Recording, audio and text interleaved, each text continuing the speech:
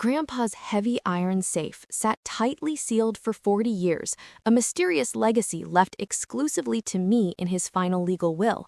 My greedy mother secretly sold it to an elite antique dealer for fast cash, just to fund my sister's luxury European vacation, laughing in my face that it was nothing but a useless piece of junk.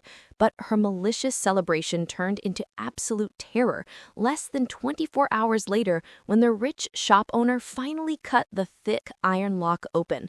The shocking secrets hidden inside didn't just ruin the buyer's peace, it triggered a massive financial catastrophe that had him calling my mother repeatedly, desperately begging to get his life savings back.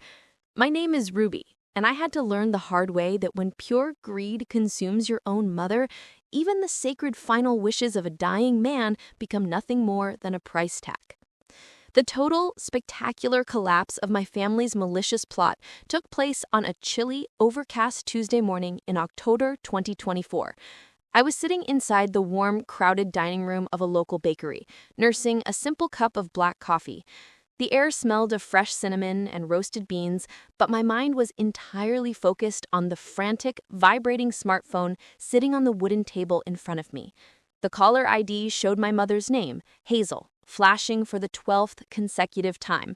She was completely panicking, a stark contrast to the smug, arrogant woman who had stood in my living room just 24 hours earlier, bragging about how she had outsmarted me. To understand how we reached this absolute breaking point, you have to understand my grandfather, Silas. Grandpa Silas was a brilliant, eccentric man who worked as a master locksmith and a private tool manufacturer for over 50 years. He was a man of absolute discipline, and out of all his children and grandchildren, I was the only one who truly spent time with him, learning the value of hard work, while my mother and my younger sister, Vanessa, openly mocked his simple lifestyle. When Grandpa Silas passed away, he left his massive suburban home and all his liquid funds to my mother and sister. But to me, he left one single, highly specific item in his formal will: a massive, heavy industrial-grade iron safe from the 1950s, tightly sealed with a specialized, multi-layered mechanical lock that he had custom-built himself. My mother, Hazel, was a fiercely manipulative woman who spent every cent of her own inheritance within 6 months to fund Vanessa's desperate desire to look rich in front of her high society friends. When Vanessa demanded a $30,000 luxury summer trip to Greece to impress her online followers, Hazel realized her personal bank accounts were completely empty. Driven by pure desperation and a lifetime of looking down on me, Hazel used a spare key to enter my storage unit while I was away on a weekend business trip. She hired a team of heavy-duty commercial movers, loaded Grandpa's locked iron safe onto a flatbed truck, and secretly sold it to an elite, wealthy antique dealer downtown for $25,000 in cold, hard cash. The next evening, Hazel and Vanessa invited me to a formal family dinner, fully expecting me to throw a massive, crying tantrum when I discovered the safe was missing. As soon as the main course arrived, Hazel leaned back in her chair, a smug, victorious smile spreading right across her face. "Oh, Ruby, by the way, don't bother looking for that ugly old iron box in your storage unit anymore." Hazel laughed, taking a slow sip of her expensive wine. "I sold it to a high-end antique shop yesterday to pay for your sister's flight to Athens. Honestly, it was just an old piece of junk anyway, ruining the look of your space. You should be thanking me for cleaning up your mess." Vanessa giggled loudly, showing off her newly purchased designer travel bags. "Yeah, Ruby, Grandpa was just a crazy old man. What were you going to do with a locked block of rusty metal anyway? Real success requires actual cash, not heavy trash." I didn't cry, I didn't scream, and I didn't give them the satisfaction of a panicked, defensive reaction. I knew exactly who my grandfather was, and I knew he never did anything without a deep, calculated purpose. I simply sat there, picked up my fork, and let out a calm, chilling smile that made Hazel's eyes narrow in sudden confusion. I didn't tell them that 3 days before he died, Grandpa Silas had handed me a small, handwritten letter containing a specific warning. Ruby, if anyone ever tries to force my safe open with industrial tools instead of the correct key, the mechanism will permanently destroy the true value of whatever they think they are buying. The trap exploded in spectacular fashion the very next morning. The wealthy antique dealer, a rich and powerful man named Mr. Sterling, was notorious for buying old safes, cutting them open with heavy industrial plasma torches, and selling the rare historical coins or documents inside for massive profits. He believed Grandpa's safe was just another simple mechanical vault. He lined up his heavy cutting machinery, fired up the high-heat torches, and sliced clean through the primary iron lock cylinder. But Grandpa Silas had built a devastating trap inside the steel walls. The moment the high heat of the plasma torch breached the inner seal, it automatically ruptured two pressurized, industrial-grade chemical glass vials built directly into the insulation layer. The first vial released a massive, thick wave of indelible, permanent black staining ink, completely soaking and destroying a collection of extremely rare, highly valuable vintage stamps and historical bonds that Mr. Sterling had spent his entire life savings to acquire, and had stored inside his shop's main open vault right behind the cutting station.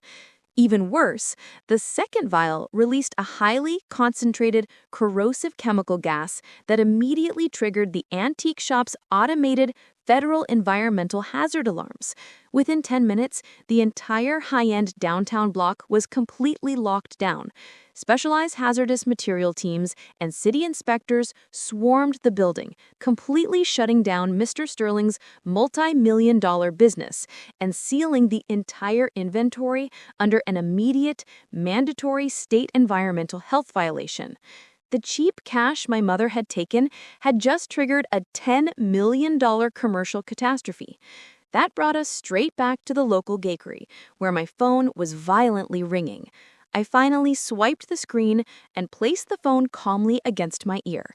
"Ruby, you need to help me right now." Hazel's voice shrieked through the line, completely devoid of her previous dinner table arrogance. She was crying hysterically, her breathing fast and ragged. "That rich antique buyer, Mr. Sterling, is standing outside my house right now with his corporate lawyers and the police. He says Grandpa's safe was a rigged trap. He says his entire shop has been condemned by the city inspectors, his priceless art collection is ruined, and he is suing me for every single cent I own. He is demanding his life savings back right now, or he's sending me to prison for selling hazardous materials." "I told you it belonged to me, Mom," I said, my voice completely steady, cold, and entirely devoid of warmth. "Grandpa left that safe to me in a legally certified will. You committed grand theft when you broke into my storage unit, and you committed commercial fraud when you sold property that didn't belong to you. Why would I ever help you fix a crime you committed just to buy Vanessa a luxury vacation? Ruby, please, we are your family. If you don't sign a document saying you authorized the sale, the police are going to arrest me today," Hazel screamed, her voice cracking in pure, unadulterated terror as the heavy thumping of the local authorities knocking on her front door echoed clearly through the phone speaker. "Vanessa's trip is ruined. Our bank accounts are frozen, and we have absolutely nothing left. I beg you, just tell them it was a big family misunderstanding." "There is no misunderstanding, Mom," I said, leaning back in my bakery seat, watching the rain tap against the glass window. "You wanted to treat Grandpa's legacy like cheap junk, so now you get to deal with the actual weight of what he built. Do not call this number again." I hung up the phone, completely cutting off her screams. The tactical revenge was absolute, silent, and entirely devastating to their entire existence. Because I immediately forwarded the certified copy of Grandpa's will and the time-stamped security footage of the movers taking the safe straight to Mr. Sterling's legal team, my mother and sister were left completely exposed. Mr. Sterling's corporate attorneys weaponized the full weight of the law against my mother, filing an aggressive multi-million-dollar lawsuit for property damage, commercial fraud, and illegal asset liquidation. Within less than 2 months, Hazel was forced to completely declare bankruptcy. To avoid a mandatory criminal prison sentence for grand theft and commercial fraud, she had to sign over her entire real estate home, her vehicle, and every single remaining piece of personal property to Mr. Sterling's estate just to settle the massive civil damages. My sister Vanessa's high society dreams instantly dissolved into nothing. She was forced to cancel her luxury trip, delete her social media accounts out of pure public shame, and take up 2 low-wage retail jobs just to afford a tiny, cramped, one-bedroom apartment on the far edge of the city with our disgraced mother. Now I sit inside the quiet, beautifully lit office of my own thriving commercial design firm, looking down at a small, pristine brass key sitting on my desk. After the state inspectors safely cleared the chemical residue from the iron vault, Mr. Sterling was legally required to return Grandpa's safe straight back to its rightful owner, me. I had simply used the correct, simple brass key to open the secondary, hidden bottom compartment that the plasma torches had never touched. Inside, completely safe and perfectly dry, was Grandpa Silas's true inheritance, the original, unregistered deed to a massive piece of commercial beachfront land he had acquired in 1972, now worth millions of dollars. My mother and sister tried to use absolute greed to humiliate my character, steal my legacy, and break my spirit. But by keeping my head clear, letting the brilliant design of a wise old man do the heavy lifting, and letting the truth strike at the exact second they felt completely victorious, I didn't just protect my dignity, I permanently inherited my future. My personal advice to anyone listening to this: never allow the loud, arrogant greed of toxic family members to force you into a desperate panic when they try to steal your assets or mock your lifestyle. It is a profoundly painful, heartbreaking reality to face.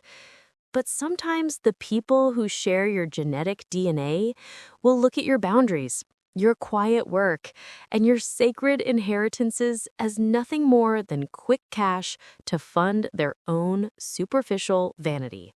A maternal title or a family connection does not buy someone a free license to run a theft campaign against your life.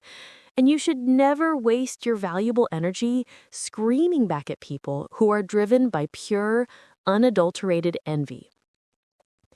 When toxic relatives try to treat your boundaries like trash, maintain an absolute, dignified silence, trust in the concrete strength of your documented rights, and let the natural consequences of their own reckless greed trap them in its own perfect time.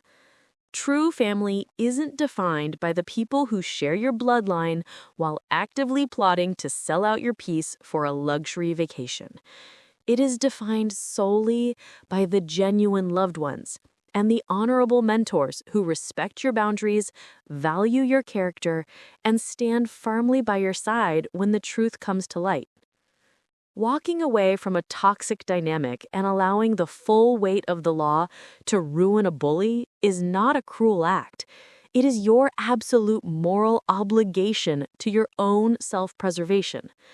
Take this story as your ultimate reminder to stay calm, lock down your private assets, and always put your own peace and dignity first today. Because a life built on true integrity will always outlast empire built on theft.